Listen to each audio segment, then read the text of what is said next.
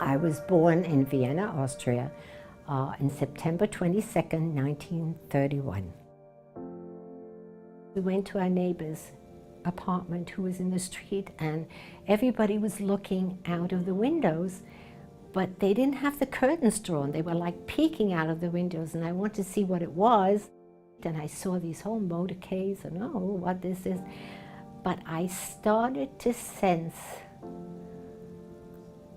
I don't even know how to explain it, but a peculiar feeling of sort of discomfort.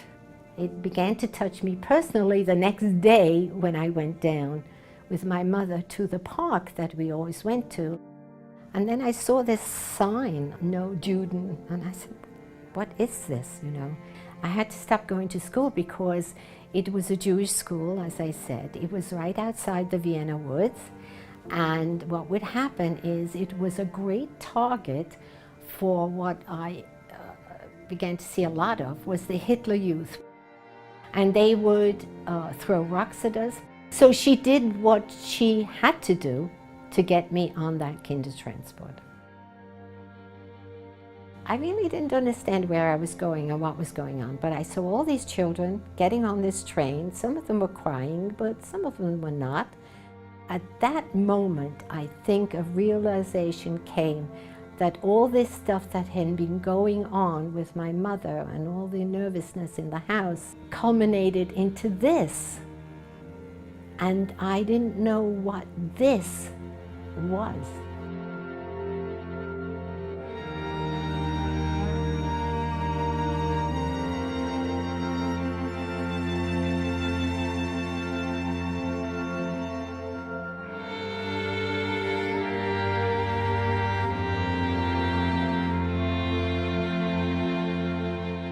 Lilian and Philip Adams were the family that took me to live with them for 8 years.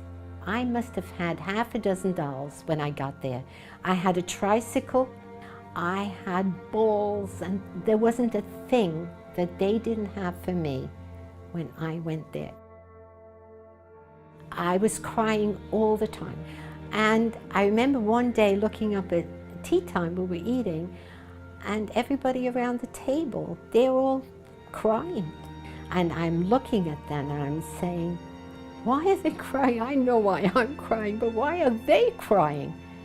They just empathized with how I was feeling, and they really couldn't do anything about it. Everything that they could do, they did. As it is, I was fortunate to have this upbringing for 8 years. Impressionable years, 7 to 15, they're very impressionable years. I couldn't ask for a better upbringing than that. If you could say anything to Lilian and Philip Adams right now, what do you think you would say? Thank you from the bottom of my heart, because I truly believe that I would not have survived this time, but you made it possible for me to have a life and children and grandchildren. And I'll be eternally grateful for that, and so will my children.